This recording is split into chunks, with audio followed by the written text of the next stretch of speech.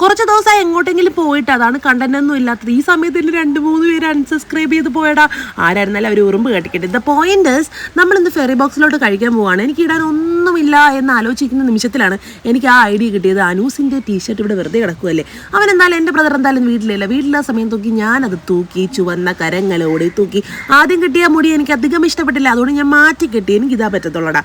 പിന്നെ ഞാൻ മോനി ചേച്ചിയായിട്ട് ഇങ്ങനെ വെയിറ്റ് ചെയ്തിരിക്കുകയാണ്. ഇപ്പം വരും കുറച്ച് നേരം അവിടെ പോസ്റ്റ് ആക്കിയെങ്കിൽ എനിക്കറിയായിരുന്നു അവർ പറന്ന് വരുമെന്ന്. ആസ് യൂഷ്വൽ അവരിങ്ങനെ പറന്ന് വന്നു. ആ സമയത്തിൽ ഞാൻ രാകേഷിനോട് പറഞ്ഞു അവൻ പുനലൂരിൽ നിന്ന് നേരത്തെ ഫെറി ബോക്സിലോട്ട് എത്തി കേട്ടോ. പിന്നെ ഞങ്ങൾ നേരെ പോയി കാവ്യനെയും പിക്ക് ചെയ്ത് അവിടെ നിന്ന് നേരെ ഫെറി ബോക്സിലോട്ട് പോയപ്പോൾ ഞങ്ങൾക്ക് ഇതാ അവിടെ രാകേഷ് വെയിറ്റ് ചെയ്തിരിക്കുന്നു. സംഗതി സൂപ്പറാണ്. ഞങ്ങൾക്ക് മുകളിൽ പോയിരിക്കണമെന്നൊക്കെ ആയിരുന്നു ആഗ്രഹം, പക്ഷെ ഫുള്ളായതുകൊണ്ട് നമുക്ക് വെളിയിലത്തെ സ്ഥലത്താണ് കിട്ടിയത് കേട്ടോ കഴിക്കാൻ പോയിരിക്കാൻ വേണ്ടിയിട്ട്. അവിടെ ചെയ്തിരുന്നപ്പോൾ ഞങ്ങൾ ആ കല്ല് കുറച്ച് നേരം പോസ്റ്റാക്കി. ആ സമയം കൊണ്ട് നമ്മൾ ഓർഡർ ചെയ്തു. ഇതാണ് നമ്മൾ കഴിക്കാൻ വന്ന സംഭവം, ഇഫ ചിക്കൻ മന്തി. എനിക്കറിയാം ഇതിൻ്റെ ട്രെൻഡിങ് കഴിഞ്ഞ് പോയെന്ന്, പക്ഷെ ഞങ്ങൾ അങ്ങനെ ആടാ ട്രെൻഡ് കഴിഞ്ഞാൽ 1 വർഷം 2 കഴിഞ്ഞാൽ ഞങ്ങൾക്കത് കഴിക്കാൻ പറ്റുള്ളൂ. ഹതഭാഗ്യർ. പിന്നെ ഒട്ടും താമസിപ്പിച്ചില്ല, ഞങ്ങളങ്ങ് കഴിക്കാൻ തുടങ്ങി. അപ്പോഴത്തേക്കും കല്ല് വന്ന പാടെ അവളുടെ ചെവി പൊട്ടുന്ന രീതിയിൽ കുറേ തെറിയും കൊടുത്തു. അത് കഴിഞ്ഞ് അവളെ ഇരുത്തി ഞങ്ങൾ ഫസ്റ്റ് മന്തി റീഫിൽ ചെയ്തത് അത് തീർന്നായിരുന്നു കേട്ടോ. അത് കഴിഞ്ഞ് 2ാമത് മന്തി ഞങ്ങൾ റീഫില്ല് ചെയ്യിപ്പിച്ചു, വേറെ വഴിയില്ലടാ.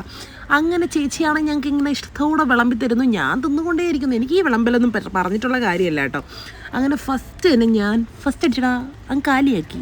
അപ്പോഴത്തേക്കും ചേച്ചി മഴവില്ല് പോലെ മൊജിറ്റകളുമായി വന്നു. അതിൽ ആ പാഷൻ ഫ്രൂട്ടില്ലേ, അതാണ് എൻ്റെത്. പിന്നെ അവിടെ വെച്ചൊരു പൂച്ചസാറിനെ കിട്ടി. പിന്നെ രാകേഷ് പൂച്ചസാറിനെ കൊഞ്ചിക്കലായി. പിന്നെ അവരവരെ കുടുംബമായിട്ട് അങ്ങ് പോയി കേട്ടോ. ഒരു ട്രിപ്പ് കഴിക്കും, പിന്നെ വിശ്രമിക്കും, ഒരു ട്രിപ്പ് കഴിക്കും, പിന്നെ വിശ്രമിക്കും. പിന്നെ രാകേഷ് അവൻ്റെ പൂച്ചയുമായി അവൻ ആ പൂച്ചയെ കൊഞ്ചിക്കുന്നു. പിന്നെ ഞങ്ങളുടെ കുറച്ച് കാര്യങ്ങൾ, പേഴ്സണൽ കാര്യങ്ങൾ അങ്ങനെ ഡിസ്കസ് ചെയ്തുകൊണ്ടിരിക്കുമായിരുന്നു. അത് കഴിഞ്ഞ് അവിടെ നിന്ന് കുറച്ച് ഫോട്ടോയും വീഡിയോ ഒക്കെ എടുത്ത ശേഷം ഞങ്ങൾ പിരിഞ്ഞു പോയി. കാരണം അപ്പോഴത്തേക്ക് സമയം ഓൾറെഡി അവർക്ക് ഹോസ്റ്റലിൽ കയറേണ്ട സമയമായിട്ടുണ്ടായിരുന്നു. കഴിച്ചിട്ട് അനങ്ങാൻ വയ്യാത്ത ഒരു സിറ്റുവേഷൻ ഇല്ലേ, അതായിരുന്നു തിരിച്ചു വന്നത്. അപ്പോൾ പിന്നെ എല്ലാവർക്കും ടാറ്റാ ബബയൊക്കെ കൊടുത്തു. അവരവരുടെ ഹോസ്റ്റലിലോട്ടും ആക്കിയിട്ട് ഞങ്ങൾ വീട്ടിലോട്ടും പോകാനുള്ള തയ്യാറെടുപ്പിലായിരുന്നു കേട്ടോ. അപ്പോൾ ഇത്രയേ ഉള്ളൂ. ഇത് കാണുന്ന ആരെങ്കിലും ആദ്യമായിട്ട് കാണുവാണെങ്കിൽ ഒന്ന് സബ്സ്ക്രൈബ് ചെയ്തേക്കണേ. ബൈ.